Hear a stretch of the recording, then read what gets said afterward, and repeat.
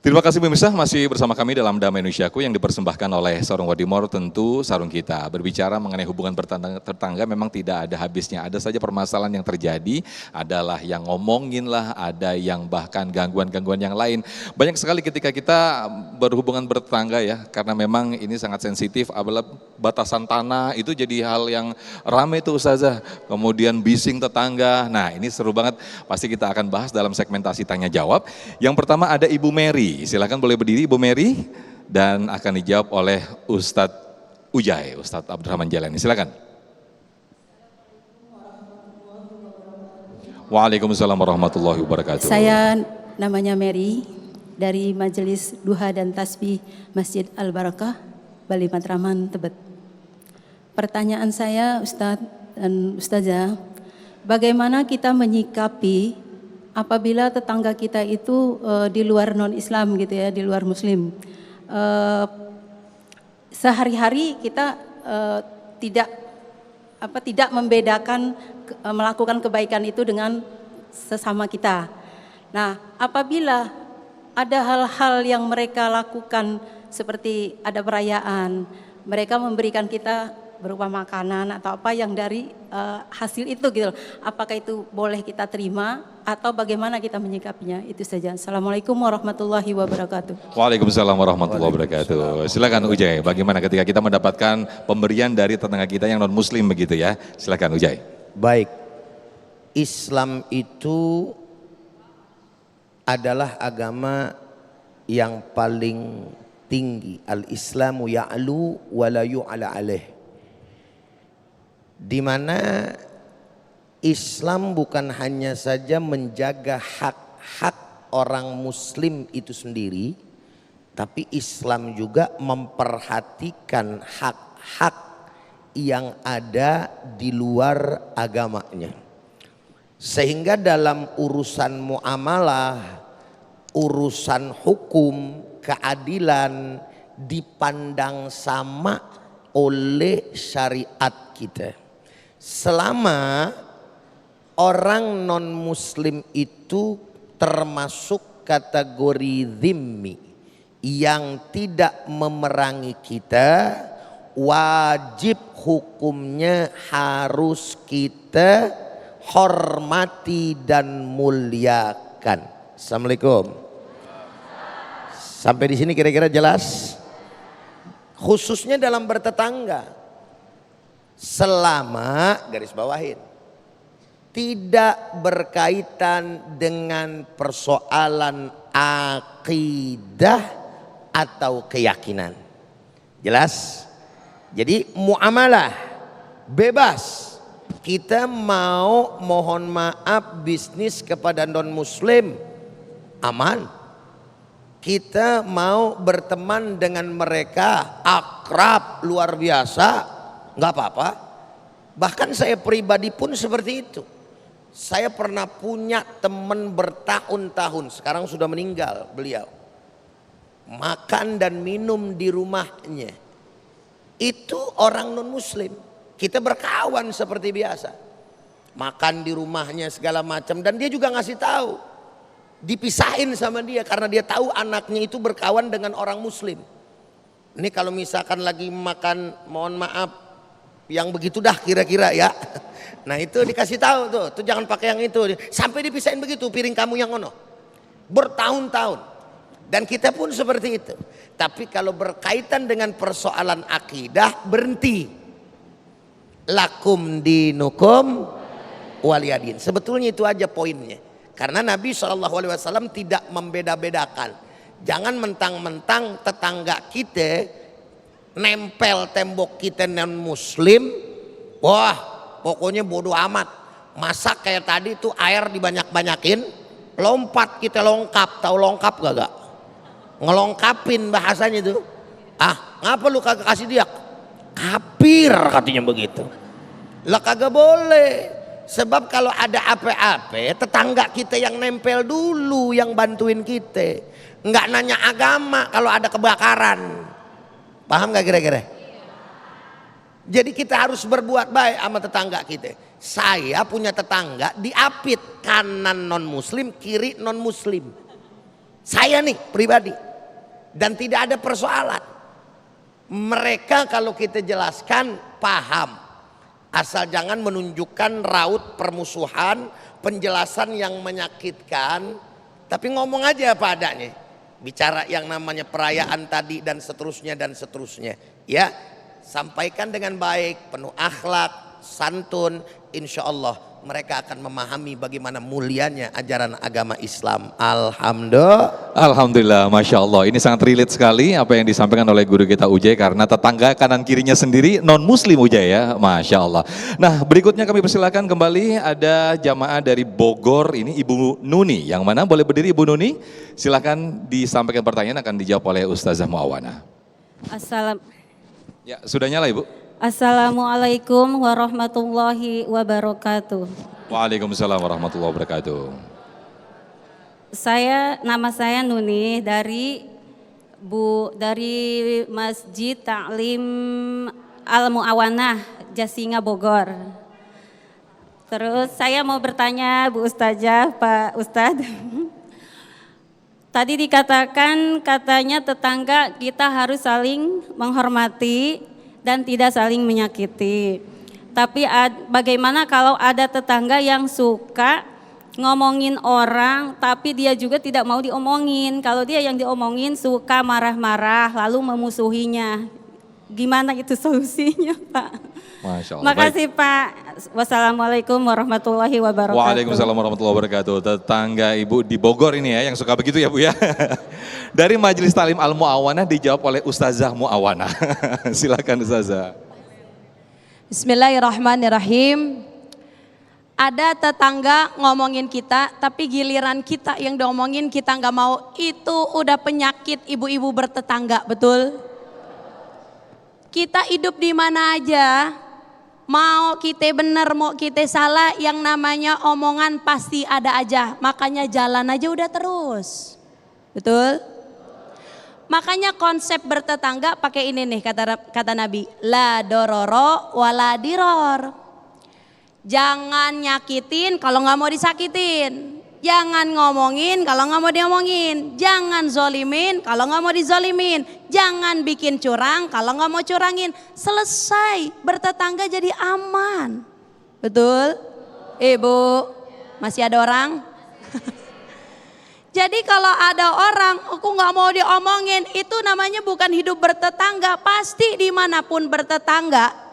Ibu mau bertetangga sama orang Madinah, ibu mau bertetangga sama orang Mekah, ibu mau bertetangga sama orang Jawa, ibu mau bertetangga sama orang Kalimantan, sama siapapun yang namanya komentar pasti ada. Kita kalau benar udah tinggal jalan lurus. Kalau kita mikirin yang namanya omongan orang Bapak Ibu, hidup kita sakit mulu. Tetangga ngomongin kita begini-begini masuk ke pikiran kita sakit, pala puyeng. Besok lagi ngaji tetangga ngomongin kita sakit leher. Sakit leher apa ya? Besok lagi ketemu di tukang sayur ngomongin lagi sakit dengkul. Gak bakal beres. Jadi Bapak dan Ibu yang namanya ngomongin pasti. Nah, yang membedakan kul hal yastawil ladina ya'lamun wal ladina la ya'lamun. Yang bedain orang yang paham sama orang yang gak paham. Kalau orang yang paham cukup, udah. Kita kalau ngomongin aib atau kekurangan tetangga kita, coba sekali-sekali kita mikirin aib dan kekurangan kita. Jadi ketika kita mau ngomongin aib dan kekurangan orang lain, ya Allah, ini diri juga masih banyak kekurangannya. Ini diri juga masih banyak aibnya, kan gitu. Ya.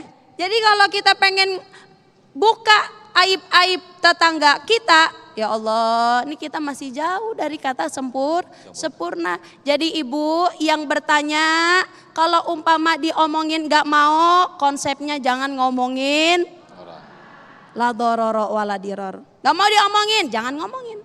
Gak mau disakitin, jangan sakitin. Tapi yang namanya hidup bertetangga kurang lebih emang isinya omongan-omongan. Yang benar, yang rapi diomongin. Ada tetangga rapi banget rumahnya. Ya Allah Bu, masih aja di komen sama orang. Rumahnya rapi nih Bu. rumahnya rapi, lakinya ganteng, anaknya cakep, diomongin gak sama orang? Diomongin. La ilaha illallah, itu rumah kan dia hasil ono. Nah. Bertetangga lagi rumahnya kumuh, mohon maaf. Diomongin lagi. Diomongin lagi. Jadi hidup terus saja jalan. Kita mikirin omongan orang yang bikin sakit jadinya badan. Wallahu a'lam. Bisawab. Kalau bahasa Ujai, bagian begitu ya. Antepin dah gitu. Baik, berikutnya kami persilakan Ibu Dewi. Yang mana Ibu Dewi boleh diri, nanti akan dijawab oleh Ustadz Abdurrahman Jailani. Silakan Ibu Dewi pertanyaannya.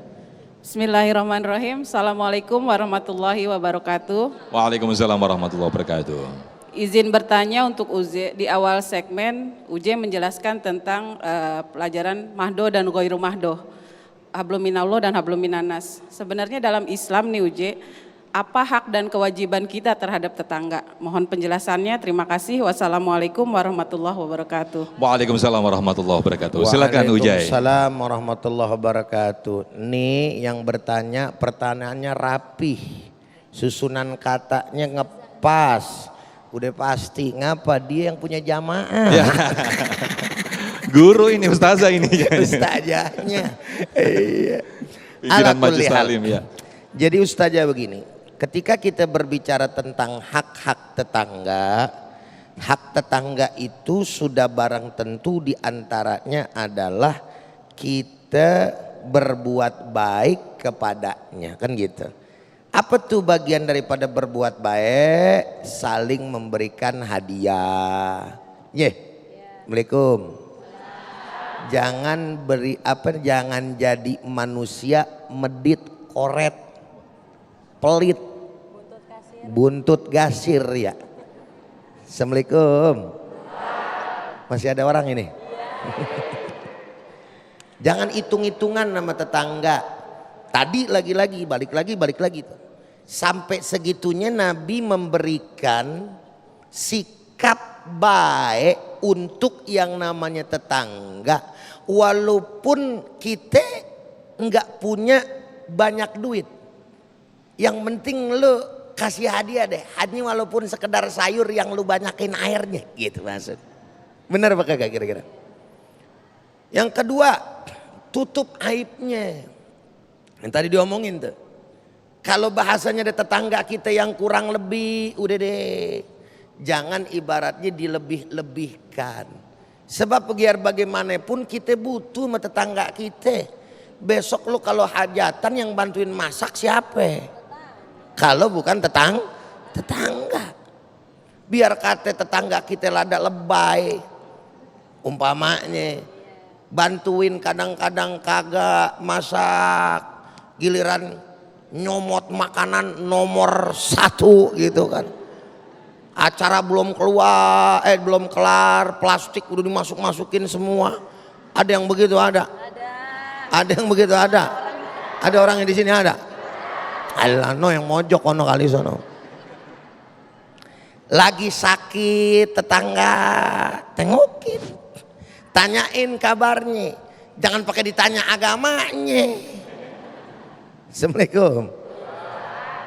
Woi, benar gak? Aku si Oga ke dia ngapa emang anjingnya gede banget katanya. Ada anjing, urusan anjing mah belakangan dah, punya pembantu bagaimana kayak dia. Kita minta misi-misi, tunjukin akhlak yang baik terus. Karena bagian daripada apa? Man kana yu'minu billahi wal yaumil akhir falyukrim jarahu. Kata Nabi SAW, siapa orang yang beriman kepada Allah dan hari akhir, bayangin tuh, dipakainya tuh. Maka muliakan tetangganya. Urusan yang namanya bertetangga kaitannya sama iman sama hari akhir, coba. Lah emang juga kenapa bisa begitu? Kalau kita punya urusan sama Allah rada gampang, betul nggak? Mau dosa kita sebujuk-bujuk. Apaan tuh sebujuk-bujuk? Sebanyak-banyaknya. Kalau kita tobat sama Allah selesai, Allah bakal terima, betul. Tapi kalau udah sama urusan manusia, tambah atu syarat tobatnya dalam kitab Riyadhus Shalihin. Kalau kagak redho tuh orang, kalau nggak ikhlas tuh orang, belum dibalikin haknya, ngegantung urusannya kita. Nauzubillah. Bakalan nanti kita di akhirat sama Allah Ta'ala dipertanggungjawabkan. Hatta orang tersebut adalah orang kafir atau non muslim. Terakhir, bagaimana pelajarannya Amr bin As, gubernur ketika itu. Ada orang Yahudi main bongkar aja mentang-mentang dia penguasa. Ini buat yang namanya istana gubernur, minggir loh. Dikasih duit udah nggak mau, dikasih yang namanya lebihan juga kagak mau. Namanya hak dia. Tahu-tahu apa? Baget banget nih orang bocah dibilanginin si Audi nih. Orang kata buat kepentingan apa sih namanya pemerintah, masih kagak mau juga. Akhirnya dibongkar aja. Terasa terzolimi, ngadu kepada Umar ibn Khattab. Jalan kaki tuh. Umar bin Khattab cuman bilang apa singkat kata, ambil tuh tulang. Terus digarisin sama Umar bin Khattab, kasihin lagi Amr bin As. Yahudi mikir jauh-jauh, gua ngadu kemarin cuma dikasih tulang, katanya begitu. Saudara. Dikasih ke Amr bin As sampai di sono. Dapat salam dari Umar ibn Khattab, ya Amr bin As. Beliau memberikan yang namanya tulang ini. Dilihat sama Amr bin As, ada garis pedang di atas daripada tulang tersebut. Keringat dingin, ketakutan, memancar rasa takutnya. Kenapa engkau takut ke? Cuman sekedar yang namanya goresan pedang doang. Ini sinyal dari Umar. Seakan-akan Umar mengatakan, ya Amr bin As, berlaku adillah engkau. Walaupun rakyatmu bukan orang yang sama imannya dengan engkau, bukan seagama dengan engkau, berbuat adil. Lurus. Kalau engkau tidak berbuat adil, maka engkau akan punya nasib sama dengan yang namanya tulang belulang ini. Masya Allah. Akhirnya buru-buru saudara minta maaf sama si Yahudi. Lalu ntar gue bangunin lagi dah. Begini, pokoknya yang lebih cakep ntar gue bangunin buat lo, katanya gitu. Ketakutan. Sampai si Yahudi pada akhirnya berkata apa? Luar biasa Islam ini. Dia nggak memandang yang namanya siapa agamanya tersebut. Akhirnya dengan akhlak Islam yang ditunjukkan, maka dia berkata asyhadu alla ilaha illallah wa asyhadu anna muhammadar Rasulullah. Maka jaga hak tetangga kita, jaga hak-hak manusia yang lain. Insya Allah hidup kita berkah. Amin ya Rabbal. Amin ya Rabbal Alamin. Masya Allah, satu kisah yang sangat luar biasa sekali, menjadi inspirasi bagi kita semuanya. Satu lagi kami persilakan dari jamaah dari Bogor ini, ada Ibu Eneng. Boleh berdiri Ibu Eneng dan akan dijawab oleh Ustazah Muawana. Silakan Ibu. Assalamualaikum warahmatullahi wabarakatuh. Waalaikumsalam warahmatullahi Nama wabarakatuh. saya Ibu Neng dari Majelis Taklim Al Muawanah Jasinga Bogor. Mohon bertanya Bunda, kalau tolong maksudnya teh penjelasannya, kalau seandainya ada tetangga ataupun keluarga yang memutuskan hubungan silaturahim, mohon penjelasannya menurut syariat Islam. Terima kasih. Baik, terima kasih Ibu Neng. Bagaimana sikap kita ketika tetangga memutus hubungan silaturahim terhadap kita? Bagaimana Ustazah? Silakan. Memutus hubungan silaturahim adalah sesuatu yang dilarang oleh Rasul Shallallahu Alaihi Wasallam. Bahkan di dalam kitab Muhtarol Ahadis dikatakan, Innallaha la yanzuru ilaihima yaumal qiyamah. Ada dua orang yang gak akan dipandang sama Allah. Ada dua orang yang gak akan diperhatiin sama Allah. Ada dua orang yang gak bakal dilihat sama Allah. Siapa mereka? Yang pertama qati'ur rahim, orang yang mutus tali persaudaraan atau memutus silaturahim. Yang kedua wajarusu, punya tetangga yang buruk. Dua hal ini berkaitan, mutus silaturahim, punya adab yang jelek kepada tetangga. Ternyata dua golongan ini yang gak akan dilihat dan dipandang oleh Allah Subhanahu.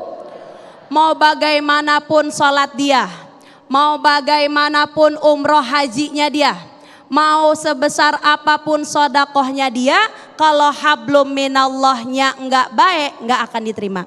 Ada satu cerita di dalam kitab Mukasyafatul Qulub dikatakan, ada seorang ulama sholat tahajudnya itu sampai panjang Bu, 8 rakaat, 12 rakaat, 20 rakaat. Kita berapa rakaat?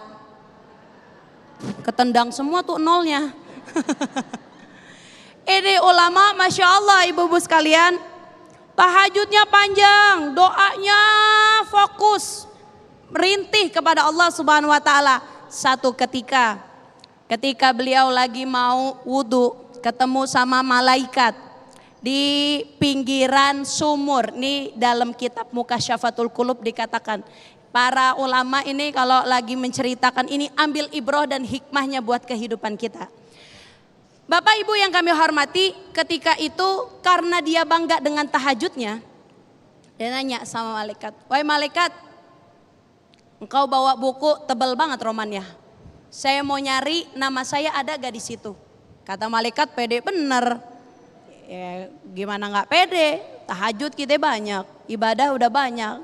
Kira-kira ada gak nih di dalam buku pecinta Allah ada nama saya? Dicari, dikebet ibu-ibu sekalian, gak ada namanya. Coba sekali lagi dicari, dikebet lagi, gak ada. Kata malaikat, sebenarnya namamu udah aku mau tulis dalam buku pecinta-pecinta Allah. Tapi sama Allah tanganku ditahan.